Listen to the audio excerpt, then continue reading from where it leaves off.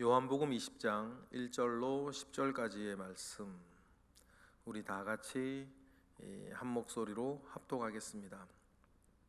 안식 후 첫날 일찍이 아직 어두울 때에 막달라 마리아가 무덤에 와서 돌이 무덤에서 옮겨진 것을 보고 시몬 베드로와 예수께서 사랑하시던 그 제자에게 달려가서 말하되, 사람들이 주님을 무덤에서 가져다가 어디 두었는지 우리가 알지 못하겠다 하니, 베드로와 그 다른 제자가 가서 무덤으로 갈새 둘이 같이 다름질하더니, 그 다른 제자가 베드로보다 더 빨리 가서 먼저 무덤에 이르러 굽으러 세마포 놓인 것을 보았으나 들어가지는 아니하였더니, 시몬 베드로는 따라와서 무덤에 들어가 보니 세마포가 놓였고 또 머리를 쌌던 수건은 세마포와 함께 놓이지 않고 딴 곳에 쌌던 대로 놓여 있더라.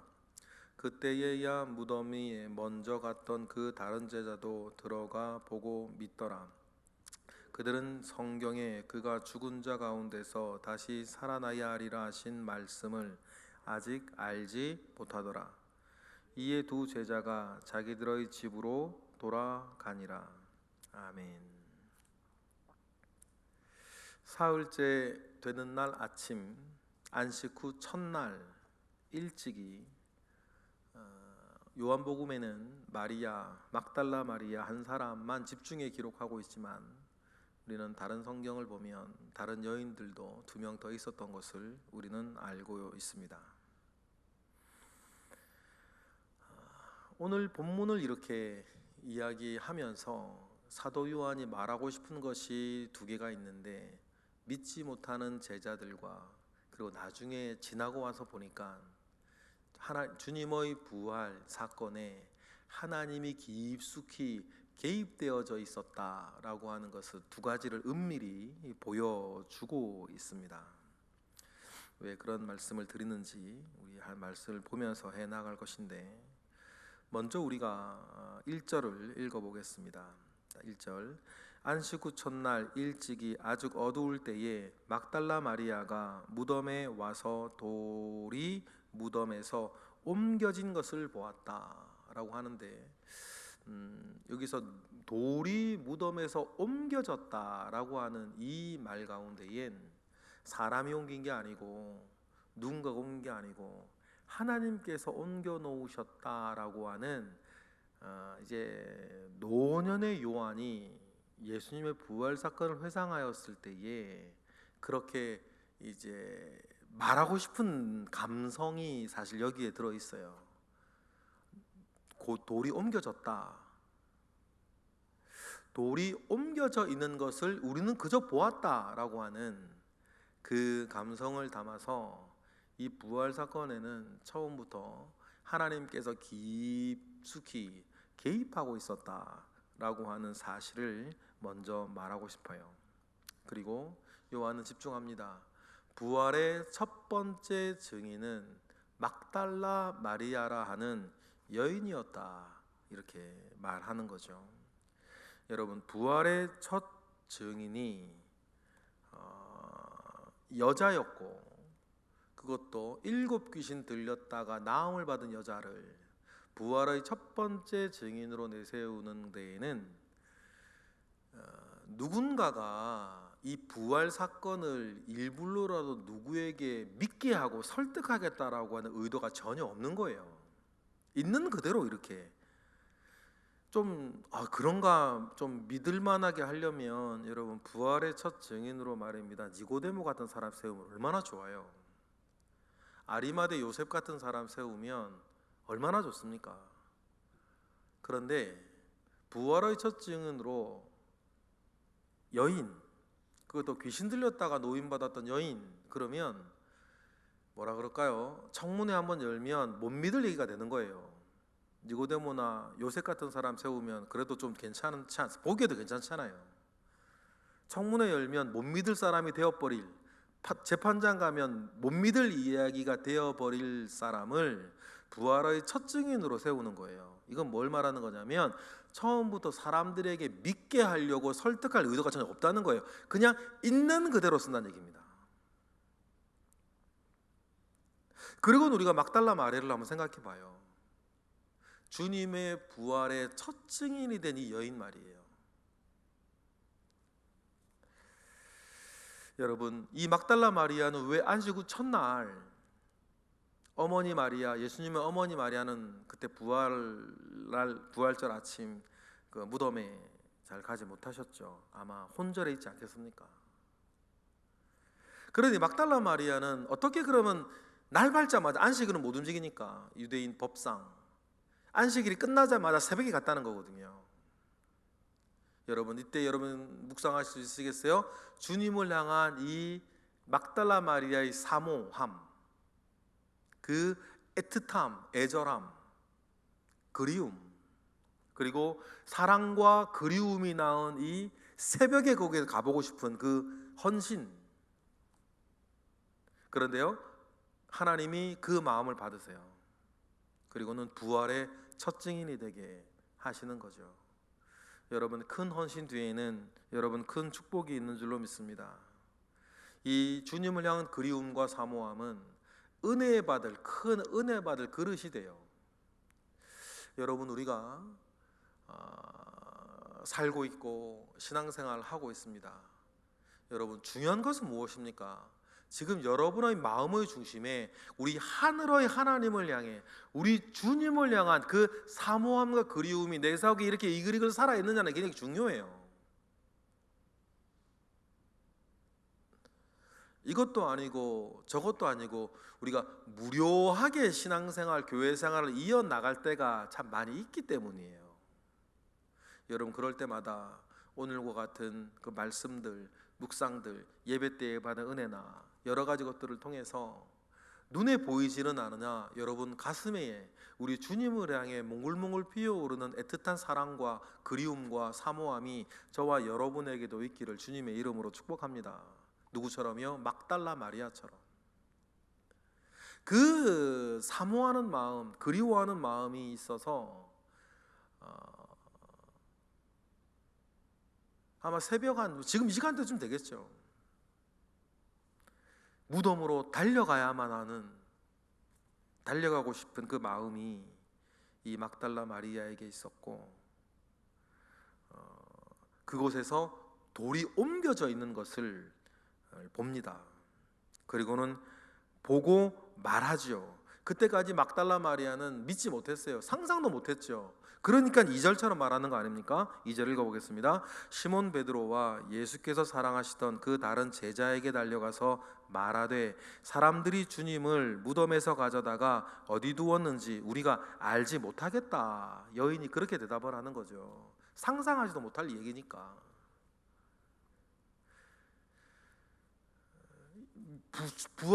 주님의 부활의 주를 믿지 못한다고 이제 우리가 막달라 마리아를 우리가 욕할 수 있겠어요? 조롱할 수 있겠어요? 상상할 수도 없는 일들 가운데에서 사람들이 주님의 시신을 옮겨갔다, 훔쳐갔다. 그렇게 베드로와 다른 제자, 요한복음에서 익명으로 처리되는 다른 제자, 그 사랑하시는 제자, 그런 익명으로 처리되는 사람은 요한인 것 아시지 않았습니까? 베드로와 요한에게 말하는데 주님의 시신이 없어졌다고, 누가 가져갔다는 그 말이죠. 믿지 못하는 이 사람들 사이, 자기도 믿지 못했던 그 상황 가운데에서 요한은 이제 훨씬 지난 시간이니까 하나님의 개입을 그래도 이제 은밀히 암시하면서 믿지 못하는 사람들 사이에 하나님 하신 일들을 부각시키고 있죠. 당시에도 도굴꾼들이 있었어요. 도굴꾼들이 있었죠. 그래서 나사렛 지역에서 발견된 비문을 보면 얼마 시간이 많이 차이 나지 않아요. 클라우디우스 로마 황제가 칙령을 내린 비문이 하나 발견이 되는데, 무덤에서 시신을 도둑질해 가는 사람들은 사형에 처하라고 하는 그 비문이 실제 발견되어 지금 보존되어져 있죠. 여러분, 무덤을 시신을 가져갔겠어요? 사실은 그들이 탐내는 것은 시신이 아니고 시신이 입고 있는 세마포죠. 왜냐하면 예수님이 돌아가실 때에도 지금으로 따지면 어엿한 직장인이고 공무원들인데 로마 군인들도 예수님의 겉옷이나 옷을 서로 제비 뽑아 가지려고 하고 찢어가지고 자기들 수고비로 챙겨가려고 했던 것처럼 당시엔 이 천이 굉장히 이제 재산 목록 1호처럼 천이 굉장히 귀한 시대 아닙니까? 그러니 여러분 풍속이 이제 유대 지역처럼 시신을 세마포에 싸서 동굴에 넣고 1년 동안 그 문을 막아 놓아야 되는 그런 때는 이 도굴꾼들이 말이죠, 무덤을 이렇게 뭐 돌 치우면 되는 거니까 그래서 이렇게 가져와서 세마포로 훔쳐가는 도둑들이 되게 이렇게 많이 있었고, 또 세마포를 훔쳐갈 때 거기서 뺏기기 어려우니까 그냥 급하니까 뭐 시신부터 들고 가가지고 자기들 많은 장소에서 세마포 베껴서 이렇게 자기들 뭐 수익으로 잡으려고 하는 일들이 뭐 많다고 말할 수는 없는데 있었던 거죠. 그러니까 황제가 칙령을 내려서 그런 사람 잡으면 사형에 처하라고 말할 정도였습니다. 그게 그 당시에 만약에 누군가가 무덤을 파헤치고 돌을 옮겨 놓는다면 있는 사건은 그런 일들이었어요. 그런데 베드로와 그 다른 제자가 달려서 갑니다. 달리기는 요한이 좀 잘했나 봐요. 요한이 먼저 도착했는데 성격 따라 요한은 생각하고 움직이는 사람이고 베드로는 움직이면 생각하는 사람이에요. 늘 베드로는 그랬죠. 그래서 요한이 먼저 도착을 했지만 요한은 굉장히 조심스러운 성격이라 뭐가 뭔지 이렇게 주변을 둘러보고 있을 때 생각한 뒤에 행동한 뒤에 생각하는 베드로는 들어가고 보는 거죠. 그런데 중요한 게 뭐예요? 당시에 만약에 어떤 시신을 도굴해 가는 사건 중에 하나가였다면 뭐가 분명히 없어야 되는 거예요? 세마포가 없어야 되는 거예요. 그런데 시몬 베드로가 먼저 들어가 보니까 6절처럼 되어 있죠. 6절 읽어보겠습니다. 시몬 베드로가 따라와서 무덤에 들어가 보니 세마포가 놓여있고 뭐만 없어요? 시체가 없는 거예요. 그리고 우리 상상할 수 있죠? 부활한 주님이 부활을 하셔서 이렇게 세마포를 나오셨어요. 묶어놓은 세마포를 나오셨죠? 그리고 남는 게 뭐예요? 머리 위에 싸고 있던 붕대를 풀어서 다른 곳에 옆에 놓으셨던 정황도 있어요. 7절입니다. 시작. 또 머리를 쌌던 수건은 세마포와 함께 놓이지 않고 딴 곳에 쌌던 대로 놓여 있더라. 그렇게 합니다.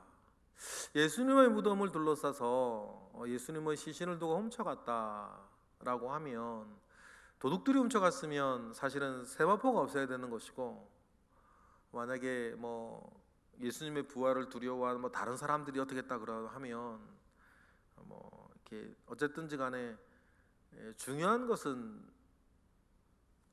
이 세마포가 남겨져 있었다라고 하는 도둑놈 뭐 일은 아니었다는 것이고, 로마 군인들이 로마나 대제사장청에서 가져갔다 그러면 부활의 소문들이 막 퍼질 때에 시신을 내어놓았을 것이고, 제자들이 가져갔다 그러면 이런 일들이 벌어지지 않겠죠. 주님은 그래서 정황상으로 보아도 분명히 부활하신 것이 맞습니다. 그러니까 요한은 베드로가 들어가서 사실로 확인한 뒤에 8절에 무덤에 먼저 들어가던 다른 제자 요한도 들어가서 봅니다. 그리고 요한은 말해요, 들어가서 보고 들은 얘기가 있으니까 요한은 자기는 8절에 들어가서 보고 믿었다 그래요. 8절 읽어보겠습니다. 시작. 그때야 무덤에 먼저 갔던 그 다른 제자도 들어가 보고 믿었는데, 9절, 그들은 성경에 그가 죽은 자 가운데서 다시 살아나야 하리라 하신 말씀을 아직 알지 못하고 있었다. 그래서 이 두 제자는 자기들의 집으로, 아마 마가의 집으로 추정됩니다. 마가의 집으로 돌아갈 거예요. 돌아가면서 많은 생각, 많은 고민했겠죠. 여러분, 이렇게 예수님이 부활한 첫 장면은 이렇게 우리는 기억을 하고 있습니다. 여러분, 가장 어두울 때에 해가 뜨는 줄 믿습니다. 가장 어두울 때에 주님은 돌아가시고 제자 공동체는 와야 되고 아무것도 희망에 남아 있지 않은 것처럼 보일 때에 여러분, 주님은 부활하셨다. 가장 어두울 때에 해가 뜨는 것과 같이 하나님께서 하시는 일은 언제나 이러한 드라마가 늘 있어요. 갈멜산에서 불이 내리기 전에 먼저 제단에 물부터 부어 놓는 거고, 홍해 앞에 섰을 때에 뒤에는 바로의 군대가 쫓아오는 거고,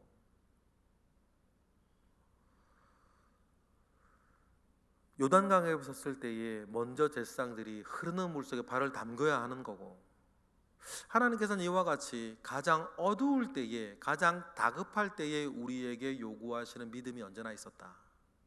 여러분, 지금 우리의 삶도 마찬가지라고 저는 믿어요. 하나님께서 우리의 믿음을 우리 스스로 확인하기를 원하실 때가 있어요. 네가 정말 나를 믿는가? 그래서 우리의 믿음을 주님 끌어내기 위해서 때때로는 더 어두운 곳에 우리를 두실 때도 있습니다. 그럴 때 하나님을 믿는 사람과 알고 보니 믿지 못하는 사람이 다급해지면, 어두워지면 드러나는 것 아닙니까? 좋을 때야 좋은 말 누가 못하겠습니까, 여러분? 그러나 정말 중요한 순간은 어두울 때예요. 다급하고 어둡고 낙심되고 그럴 때에 내가 정말 주님을 믿는 사람이냐 아니냐가 드러나는 것이죠. 저는 개인적으로 수영을 참 잘합니다. 어렸을 때는 수영을 제가 잘하는 줄 알았어요. 왜냐하면 얕은 데서만 놀았으니까. 그런데 발이 안 닿는 데 가면요, 정말 수영을 할 줄 아나 못하나가 드러나죠. 마찬가지입니다, 여러분. 내가 정말 주님을 믿는가 아니면 믿는 척 했는가는 환난 가운데 들어가 봐야 알아요. 어떤 모양의 환난이든 환난과 고통 가운데에 들어가 보면 그때 내가 말하고 있던 믿음이 나에게 어떤 능력이 되는가, 어떤 소망이 되는가, 어떤 위로가 되는가, 어떤 위로가 되는가, 어떤 인내가 되는가. 여러분, 그것으로 내가 주님을 믿는 사람인가 안 믿는 사람이었는가 드러나는 것입니다. 때때로 우리가에게 환난과 고난이 왜 찾아오는가? 어떤 면에서는 주님께서 내가 어떤 사람인지, 어떤 믿음 가지고 있는 사람인지 우리에게 확인하고, 스스로 확인하고, 하나님 왜 모르시겠습니까? 그러나 우리가 인정을 안 하니 주님께서 때때로는 우리를 환난 가운데 몰아넣고 내가 어떤 사람인지, 어떤 믿음 가지고 있는 사람인지 주님이 확인시켜 주시고, 우리가 가야 할 길을 그 안에서 나 스스로 느끼게 하시고 깨닫게 하시고 보게 하실 때가 있는 것입니다. 여러분, 그러한 때 더욱더 큰 믿음 고백하는 저와 여러분 되시기를 바랍니다. 막달라 마리아처럼, 또 달려가는 베드로와 요한처럼 주님은 그 사람들의 발걸음과 그 간절한 믿음을 주님은 기억하실 것입니다. 우리도 주님이 기억하시는 믿음 가지고 살아가는 저와 여러분 되시길 주님의 이름으로 축복합니다. 기도하겠습니다. 할렐루야. 하나님, 감사와 영광 올려드립니다. 주님으로부터 말미암아 오는 선한 일들 우리 가운데 있습니다. 때때로는 어렵고 힘든 일들이 우리 가운데에 불현듯 찾아올 때도 있습니다. 그러할 때마다 주님께서 의인은 믿음으로 말미암아 산다 하셨으니 그 믿음 붙잡고 이기게 하시고, 그 믿음으로 말미암아 다시 일어서는 그 은혜가 늘 우리 모든 이들 가운데 있게 하옵소서. 이 시간 드려지는 1,000번째 예물 가운데에 주님 함께 하시고, 이 시간 드리는 우리의 기도 가운데 함께 하옵소서. 예수 그리스도의 이름으로 기도드렸나이다. 아멘.